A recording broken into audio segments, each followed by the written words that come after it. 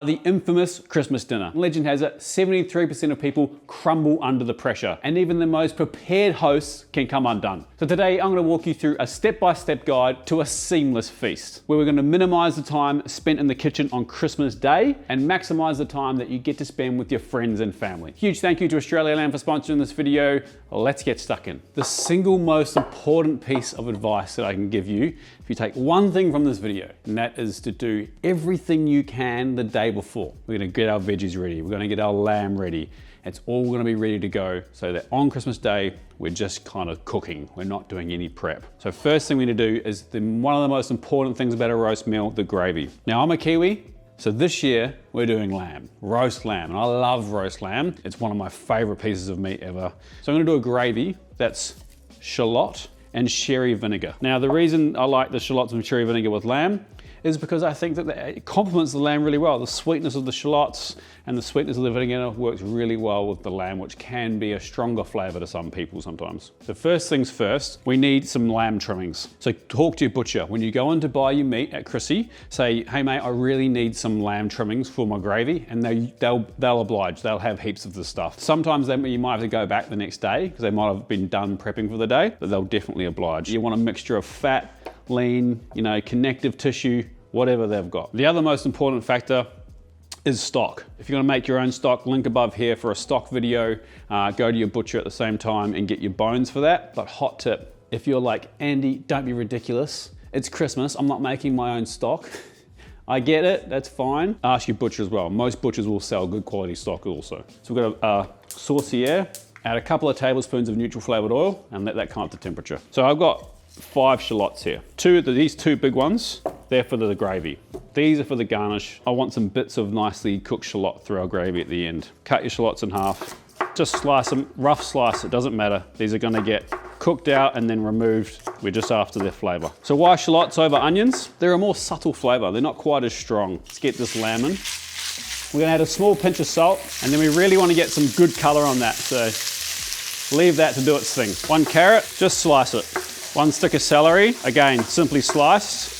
And then 3 cloves of garlic, just crushed, and remove the skin. So this is exactly what we're looking for. Lots of really good color. Nice dark, but it's not burnt, just really good color. So to that, we're gonna add some butter, lots of it. Why?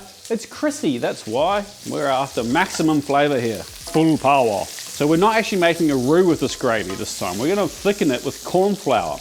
Why? Almost guaranteed these days that if you've got 8, 10, 16 people eating, one person's a celiac or doesn't eat gluten. So if we do it with corn flour, we avoid that being an issue. And honestly, it gives just as good a result. Now that butter is almost melted, we're gonna add our carrot and our sliced shallot. Toss that well and get some color on those. So our shallots and carrots are getting some color. I just want you to take note here of the fond on the bottom. We want this fond, this stuff's good.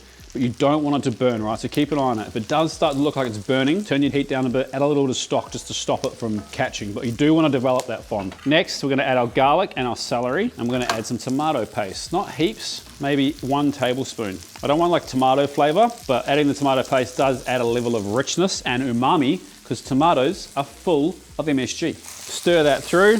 We're gonna have another little pinch of salt, sprig of rosemary as it is, a little bit of thyme. We're gonna add a little bit of sherry vinegar. This won't be all that we use. We can finish it at the end with the vinegar, but that's what we're gonna use to deglaze the pan right now. Scrape all that deliciousness off the bottom.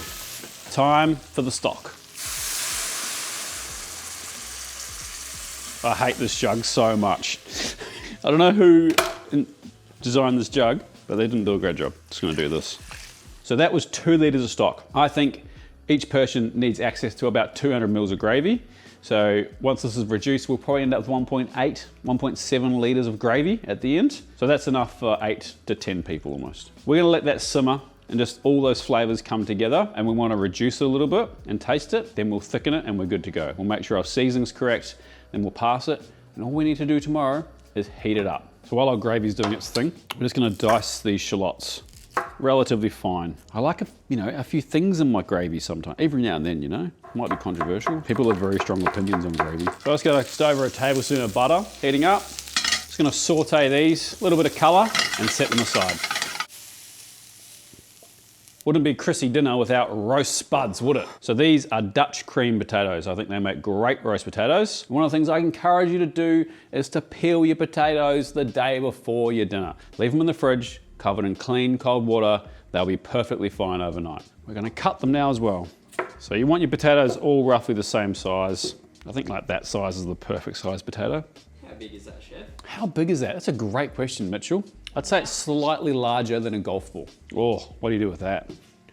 You do that. One good one, one little crispy bit. So how many potatoes do you need per person? It's Chrissy, everyone loves roast spuds. Make sure you don't run out. This many, so 6 slightly larger than golf ball sized pieces per person. Because you're gonna have kids that maybe only eat 2 or 3, and you're gonna have people like me who like to eat roast potatoes who are gonna eat 9. Cold water, put a lid on it, in the fridge, they'll be fine overnight. They'll actually be fine for 36, 48 hours even. Now our gravy's reduced by about 15, 20%. We're gonna strain it and we're gonna check for seasonings and thicken it. It's way easier to thicken it after you've strained it as well. So back in the pot, we need it on the heat to thicken it with corn flour. We'll let that get those last few bits out there. First, we're gonna make sure the seasoning's right. We'll bring it back to a simmer. You can start tasting at this point, see what it needs. It's pretty good. It does need a little bit of salt and a little bit of acid, but we are also going to add our shallots from earlier. Just, you know, a little bit of texture in there. Then we need to season it with salt. Another splash of vinegar. Vinegar is really important for flavor, for getting the acid levels right. I think it's one of the things that a lot of home cooks don't grasp was that, you know, acid, whether it's through like a really nice vinegar or lemon juice, really helps with amplifying flavor. The acid's pretty much right. I'm gonna add a touch more, you know, and we're gonna reheat this again tomorrow. So I do encourage you to taste it again before you serve it. Sometimes it does need like just a little more bump of seasoning the day after. That's pretty good. Get that in there. Time to thicken. To thicken with corn flour, you need to dissolve the corn flour before you put it in and you'll get lumps. You don't want it simmering, you don't want it crazy hot. Quite a bit of liquid here, that's 1.6-ish litres of liquid. So I'm gonna start with kind of 2 heaped tablespoons of corn flour. Now we might not use all this, but we kind of want it there, and you're gonna add about the same amount of water and dissolve that into it. So the trick is with this, I'm gonna add about, I don't know, 2/3 of this and whisk it in. Let it cook out for a minute, check the thickness. Like a lot of things in life, you can put more in, you can't take it out. So the corn flour should be completely dissolved before you pour it in. Pour it in and give it a whisk. You'll see immediately it goes nice and shiny, and it should start to thicken up pretty quickly too. So your thickness of your gravy is a real personal thing, as I found out. I don't mind my gravy being a little bit wet, but at the interests of what seems to be the preferred thicker gravy, we'll take this one a little bit thicker. See how it feels on the spoon. So it coats the back of the spoon nicely. I think we can go a little bit thicker. We'll just let that cook out for a minute, make sure it doesn't thicken up anymore. So I am gonna add another tablespoon, or I'll do half and then we'll add the other half if I need it. I think it's good. And that's our gravy done. Into a container. Then tomorrow, we'll reheat this. We'll check for seasoning again. If it has got a bit wetter overnight, we can thicken it again with some more corn flour. That's a big job, a very important job to tick off the list. And let that cool to room temperature before you put it in the fridge, because otherwise you risk spiking the temperature of your fridge. One of the sides we're gonna do is a really nice roast root veg salad using these really beautiful purple carrots. These are pretty common to get these days if you go to like a veg shop. If you can't, just replace them with normal carrots. Gonna do some of these lovely beetroots. Now the reason why I love this dish is because you can serve it hot or cold. Literally, it doesn't matter. So if you live, I don't know my hemispheres. Northern hemisphere? If you live, is that cold, That's yeah? cold. If you live in the northern hemisphere, you can serve this hot straight out the oven. If you live where we live in the southern hemisphere, you can cool it down and it's still just as delicious. A couple of little garnishes, we'll run through that tomorrow. What we're gonna do today is prep our veg. So we're gonna peel our carrots and then we're gonna slice them. We're gonna what we call a barrel cut, the carrot. So a barrel cut is when you slice on an angle, so have your knife on an angle and slice. Then roll the carrot 45 degrees and slice. 45 degrees and slice. 45 degrees. Getting longer pieces as you go further down the carrot because the carrot's obviously a lot thinner. Then you get these really nice odd shapes. And what the odd shapes do is just give a nice texture, and they might, they'll get some little bits of char on one side. Rinse and repeat with all those, and then I'll show you the beets. Fun fact about carrots, they actually started off as purple and yellow, and then eventually the Dutch farmers turned them orange. The more you know. Now the beetroots, I'm gonna do on a separate board. Why are we gonna do a separate board? Because beets stain things. It's another reason why one of the rare things that I put a glove on for, because trying to get beet juice off your hands is really hard. So with the beets, you can eat these too, these beet leaves, as long as they're nice and fresh. Nothing wrong with those at all. I might save those and use those as a garnish. So we're gonna take the bottoms off and the tops, and then we're gonna peel them. Sometimes I'll roast beets whole, just in foil, and then pull the skin off afterwards. But because, like I was saying earlier, we're trying to do as much as we can today, we're gonna peel them here ahead of time. We're just gonna cut our beets into nice wedges, and you want them a little bit smaller than your carrots, because beets are a bit more dense, they take a bit longer to cook. So I cut that beetroot in half, and then half again, and then just nice little pieces like that. Then pretty simply into an airtight container and in the fridge. You don't need to leave these in water, these ones. They can just stay as they are, as long as they're kept cold, they'll be fine. One of the other delicious sides we're gonna make is a nice little green pea salad. So we've got some frozen peas, there's nothing wrong with frozen peas, don't be afraid of them.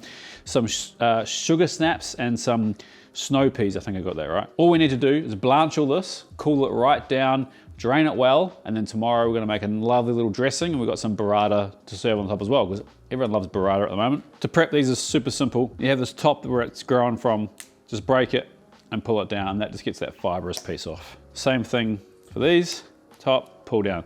We're not gonna cut them, nothing. We're gonna leave them lovely and whole. Ice cold water, 50% ice, 50% water. Our pot of water is boiling. That's what we want. We want a rapid boil. Season it generously with salt. Then we're just gonna blanch these one at a time for 1.5 minutes, 2 minutes. We still want lots of nice crunch. We don't want to overcook them. Nice vibrant green. Out of the blanching water, in the ice water to keep nice and cold. Stop the cooking and keep the vibrancy. And finally the frozen peas, and these won't take long at all. We're just trying to effectively defrost them. They won't take long. Said that already, didn't I? In, let it come to boil, out. Make sure everything's nice and cold. Let all the ice come to the top. If there's any ice left over, pull that out. Time to drain. Maybe get a bigger colander next time, Andrew. Now the trick is here is that you want to make sure these are really dry, because if they're not, they go a bit soggy. So get some paper towel, or a clean tea towel even. Lay them out. Whoa. And I like to store them on a tray like this. I turn the rack upside down just so you've got a bit more of an edge there. Put some more paper towel down on the bottom.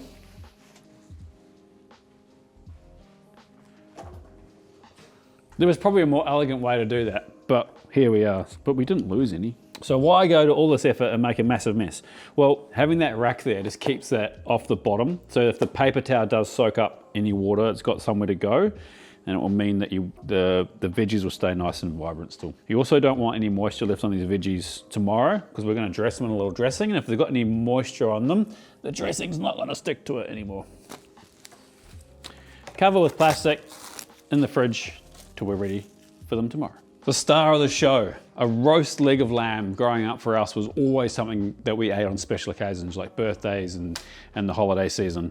So why have I chosen the leg of lamb? For that reason exactly. Christmas is about celebrating, kind of going all out, hanging out with your friends and family. So what else could you use instead of a leg of lamb? Well, talk to your butcher. So if you go to your butcher and maybe go in with a budget, or you want some lamb but you don't think you want a leg of lamb, go talk to your butcher. They'll be able to help you. A shoulder of lamb usually is a bit cheaper. You're gonna have to cook it a bit differently, usually a lower and slower cooking process, but just as delicious. The other way you could do is talk to your butcher about, if you wanted to be a bit more bougie, about doing a crown of lamb, which is when they do the whole rack, and they turn it in on itself, and then tie it up, and that is a real kind of centerpiece for the table. But go talk to your butcher. They're a wealth of knowledge. They're gonna be able to help you out with the lamb, how much lamb per person, what type of lamb, the Wagyu fat they should be able to sort you out with for the roast potatoes, or if you want duck fat, they'll be able to sort you out with duck fat for your roast potatoes, and also stock. Most butchers will also carry some stock in the house as well. So I guess on that,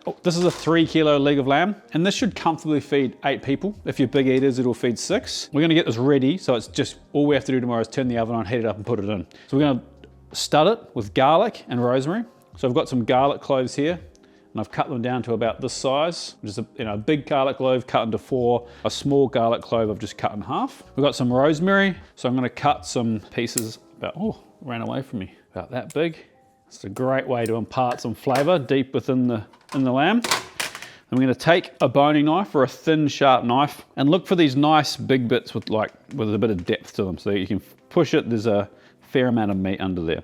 Push your knife in once, turn it around, and push it through again so you create a little cross pattern. Put your finger in there, just make sure it can go in enough. Take a piece of garlic and a piece of rosemary and simply stud it into that hole. You kind of want a little bit poking out, but also feel free to bend that over if you need to, just like that. So we're gonna do that about, 5 times on each side, and then we're gonna just rub some oil on it and get it seasoned up. Just a bit of oil on there, and a generous seasoning of salt on all sides. So we're effectively dry brining this. So we're gonna leave it in the fridge overnight uncovered, and all dry brining does is that the salt turns to liquid, and then the meat absorbs the salt, so you should get a more even seasoning through the big piece of meat like this. Flip it over. I'm gonna repeat the same on the other side.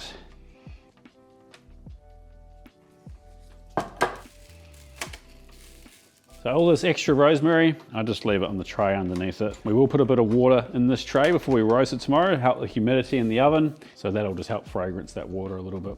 Otherwise it'll go to waste. And that's it, that's our day of prep done. That took me realistically about, if I wasn't having this bugger lugs flying around with the camera, probably 2.5, 3 hours is a reasonable amount of time to get all that work done. This is gonna go in the fridge uncovered, and we'll see you bright and early tomorrow. We start cooking and get ready for the big lunch. The big day is here. It's time to get this feast underway. You can see our lamb, the salt's dissolved into a liquid, and that's been absorbed. It's done exactly what we want. I pulled this out of the fridge about half an hour ago, and we're gonna leave this out for a little bit longer. Before we start cooking, I kinda wanted to touch on the fact that this is one of these times that you need to really think like a chef. If you go to a fancy gastro pub, whatever in England, and you order a Sunday roast, they ain't roasting that or cooking the potatoes to order. So don't be hyper obsessed about having everything finished at the right time. Make sure everything's finished really well and within a reasonable amount of time, and then you can just reheat it. We'll talk you through that later on. But roasties, for example, roast potatoes always take way longer than you actually think they're gonna take, and a bad roast potato is just a bad time. So make sure you get it right. We're gonna start by cooking these potatoes in the boiling water first before we even put a lamb in the oven. You want enough water to completely cover them. I'm gonna turn the heat on now, it's cold water. Just gonna get a bit more water to make sure they're completely covered. Big pinch of salt. High heat, we're gonna bring them to a boil. We're gonna cook them until they're nice and fork tender. It's gonna take a while, that water's really cold. I'm guessing 40, 45 minutes. So we do need to add a bit more oil to the top of this lamb, and it's a great way to introduce some more flavor. So take 3 or 4 tablespoons of good quality olive oil. Gonna zest 2 to 3 lemons in there. Now it's already seasoned, so you don't need heaps of salt, but a little bit of extra salt won't hurt. It's a big joint of meat. You can take a decent amount of salt. Also gonna introduce some more rosemary. Chop this stuff nice and fine. Give that a mix.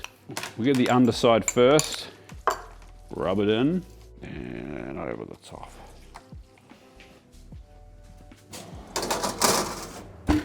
That oven's set to 210 degrees Celsius on fan force. We're gonna leave that at that temperature for 15 minutes, and then we're gonna turn it down to 180. It's probably gonna cook for about an hour and 15, an hour and 20. I'm gonna start checking it after an hour. We're looking for an internal temperature, I think, of 60 degrees Celsius in the thickest part. That should give us a nice blushing pink lamb once it's well rested. And if you want your lamb cooked a little bit more, so you're after like a medium well, I'd take it to like 70 degrees Celsius. The carryover cooking once it's resting should have a tiny little bit of blushing pink, but pretty much be well done all the way over. A roasted root veg, pretty simple. Get a bowl, got some sage, our prepped carrots and beetroot. Oh, probably should have used a bigger bowl. Sage is pretty powerful, so don't go too crazy. And we will, my potatoes are boiling. Once they start boiling, you want to turn them every few minutes. What that's going to do is make sure they cook evenly, but it's also, once they cook a bit further, it'll ruffle up the outsides, which is what we want for crispy bits. Back to my sage. So that's about 10 leaves. Just going to finely cut that. And that goes. Juice of a lemon, salt, a couple of pinches, a couple of tablespoons of hot honey, and a couple of tablespoons of olive oil. Some black pepper. Give it a toss. Onto a lined tray. If you've got any big bits of sage still hanging out, just mix them through. That's for our lamb. So that's down to 180. I'm gonna start checking that in another 50 minutes. Set a timer for 50 minutes. 50 minutes, starting now. Thanks, legend. Root veg to the oven, 180 degrees. Doesn't matter if it's the same oven as the lamb or not. So the only other garnishes we need, we'll do a bit of crispy sage on the top. So I'm just gonna pick those leaves and then we'll get them cooked, and some pumpkin seeds. And all we're gonna do with the pumpkin seeds is put them into the roasting tray for the last 10 minutes that the veggies is cooking. Put them in now, they'll just burn. So we've got some hot oil here. Just take a little bit at a time. When you put this in, it's gonna splatter, so don't stand close to it. Make sure if you have a small dog, they're also out of the kitchen. Get out, come on, go away. Once the bubbles stop, it should be good to go. Out onto some paper towel. Season it with a little bit of salt. That'll season it. It'll also soak up any extra oil. Rinse and repeat. And because you did all that work yesterday, you've got the time to fry a bit of sage. Those little extra bits that kind of really take a dish from good to great. So philosophical of me. You can leave that at room temperature till you're ready to use it. These have been cooking for about 35 minutes now. So what we're looking for, skewer goes in them, and you can tell that they're cooked, but there's still a little bit of resistance there. These are still going to get cooked a bit, so you don't want them falling apart. It makes them really hard to kind of handle. So give them another good stir, start roughing up those edges a little bit more, and then it's time to drain. So put the colander back in the pot and back to the stove top. So leave them like that in the pot, in the colander, to steam. So what the steaming is going to do is dry the outsides out. We want these potatoes as dry as possible. I'm going to toss them. Before that, we need to make sure that our Wagyu fat is super hot. So you come down here. So this oven's on 180 degrees fan forced, and I've got my oven roasting tray in here. Pour in the Wagyu fat. We want that to get really hot before we put the potatoes in. So where do you get Wagyu fat or Wagyu tallow from? You don't need to use Wagyu tallow either. I think just beef tallow works just as well. But go talk to your butcher. Most butchers now will have Wagyu tallow, and if they don't, they'll be able to recommend something else that's just as good. Put that back in the oven. Let that tallow come right up to temperature. You want it at like 180 degrees, the same temperature that the oven's in, before we put our potatoes in.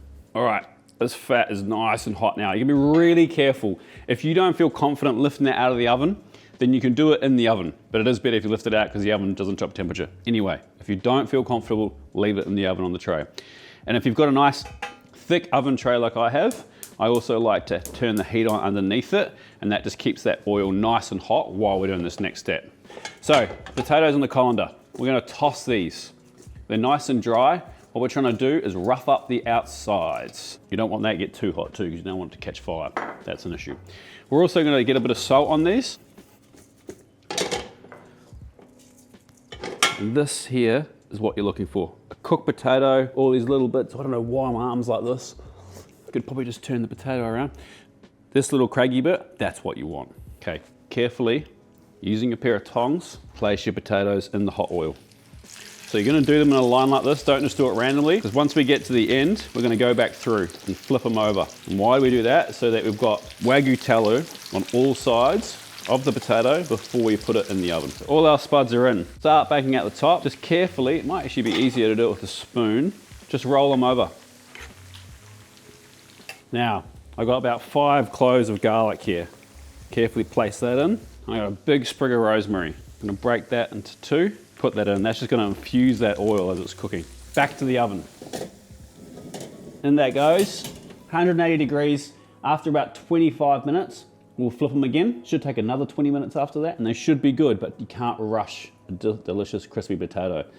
So don't take them out till they're delicious and golden on all sides. It's a great time to, at this point, while we put the potatoes in, I'm gonna pull our carrots and beetroots out. Just give them a toss in their own juices so they don't kind of dry out at all. See how they're going. These will take a while to cook, so don't rush it. So they've been in there for like 40 minutes. Still crunchy. Back they go. Now, you can't have roast lamb without mint sauce. So I went to my garden and got some mint. Also found some nasturtium flowers. I've never been a chef that used a lot of flowers in his cooking. Sometimes used right, they can look really cool. So I'm gonna use those for the pea salad. Anyway, mint sauce, really easy. Mortar and pestle. You could also do this in a blender. You could put it in a jug with a hand blender. You could just do it by hand. There's lots of different ways. Pickle your mint leaves. Then we're gonna give them a wash. And a spin to dry. And don't forget, if you're not subscribed, you know what to do. We're gonna rough chop well, not rough chop, but we're gonna chop this first before we put it in the mortar and pestle. sugar, tablespoon, salt, teaspoon. So I'm gonna use sherry vinegar. White wine vinegar works really well. Champagne vinegar works well. Same amount of vinegar as water. Same amount of water as vinegar. Give it a pound. Have a taste. Store that in a jar or a bowl or a ramekin. Mint sauce done. Oh, there it is, the lamb. It's looking good. Got some great color there. And an internal temp around 60 degrees. 58, 59. We are gonna let that rest. And this is the point where you can really control it. You can let this rest for like 2 hours. It'll be fine. You're gonna have to reheat it anyway. So we're probably 2 hours away from eating lunch anyway, but I'll let this rest for like a good hour and then we'll give it a quick flash, carve it. If we still think it needs a little bit more heat, we can put it back through the oven once it's carved. We'll just let that chill out. So our veg is probably cooked for an hour and 20. Takes a while, this stuff. It's pretty much ready. We just need to toast these pumpkin seeds. So I'm just gonna add them to this tray. I like to be generous with it, adds a nice texture. Mix them through, just more so that they get a bit of oil on them, makes them toast nicer. Oh, a bit of pumpkin seed oil would be nice for this dish. Too bad I don't have any. A few more for good luck. Back in. It'll only take about 10, 12 minutes, and that's good to go. Potatoes almost ready. Lamb's nicely resting. We'll wait for that to come out. Then we'll make our pea salad. Oh, let's get our gravy hot. Cold pan, heat on, gravy in. Not sure I really need to explain that, but hey, you never know. Once it's back up to a simmer, we'll taste it, see if it needs any adjustment. So potatoes are ready. It's pretty important that we pull these out of the oil as soon as we've got enough color on them. Why? Because if they cool down in the oil, they're gonna absorb the oil, and that's no good. So just pull them out into a bowl with a paper towel, and if we need to heat these up again, we're just gonna do it into a dry tray, but we're pretty much ready to start serving everything else, so I don't think I'm gonna need to reheat these. And look at that. That's a crispy spud, isn't it? Don't forget the crispy bits. So the Wagyu tallow you can definitely use again. Let it cool down to kind of room temp, pass all the aromats out of it, store it in your fridge, you 100% use it again. Season these with a little bit of salt, and then I'm just gonna leave them there until I'm ready to put them in a bowl. Time to plate up our next salad, the pea salad that we did yesterday. We're gonna dress this on the plate. Oh no, remember this yesterday. I'm gonna try not to embarrass myself. It's kind of hard sometimes. Pull that out. I just really don't want to pour those straight in there with this being wet, because it kind of defeats the purpose of doing what we did. So we'll dry that. And now, we'll do that. Pretty happy with that outcome. So we're gonna layer our peas up, burrata, some olive oil, lemon juice, some finishing salt, and because I had them, some nasturtium. How good does that look? If you don't have nasturtium leaves, don't worry. This adds nothing to the flavor, let's be honest. Oh, let's have a taste. Not too bad. It's just a visual thing, but it does look pretty good. I think that the contrast in color kind of really pops. Next up, let's get these potatoes in a bowl. Time for the roast veg. Fried sage. If your gravy jug isn't this size, don't invite me to Chrissy. Now I tasted this before, and honestly, I didn't need any more salt, any more vinegar, and I think the consistency, for me at least, is perfect. So all I need to do is somehow, without spilling it, get the gravy from that to that.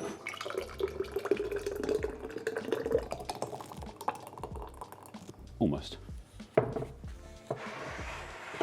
There you go. Pretty good looking meal if you ask me. Chrissy dinner for 8 people. Took me about 3 hours of work today, and it was pretty casual work too. I was able to have a laugh and a joke with these 2 bananas. It's all about prior preparation.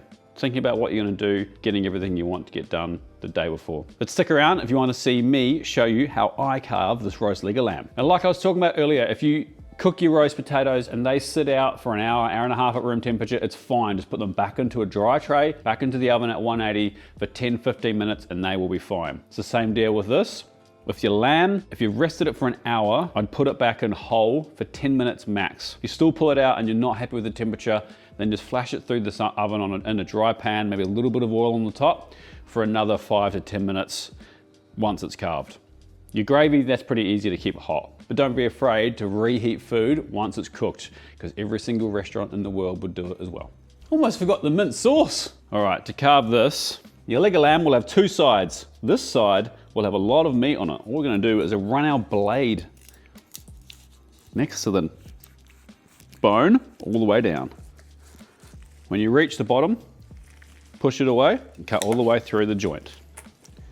Remove the bone at the bottom and we'll save that as our presentation piece. Now we simply start carving by taking nice pieces off the side all the way around. I'm going to pile all this meat up first. Then back to our big piece, we're going to slice nice pieces. There you go, blushing pink leg of lamb, mint sauce, roast beetroots and purple carrots with hot honey and sage, a pea and burrata salad, and some delicious roast potatoes with lashings of gravy. Christmas dinner sorted. And don't forget, if you're entertaining over the holiday season or at any time, go talk to your local butcher. They're a wealth of knowledge and they'll be more than happy to help. A huge thank you to Australian Lamb for sponsoring this video. Thank you, legends, so much for watching. I hope you have a fantastic holiday season. We'll be here all the way through every Sunday as normal, and we'll see you next week for another video. Peace.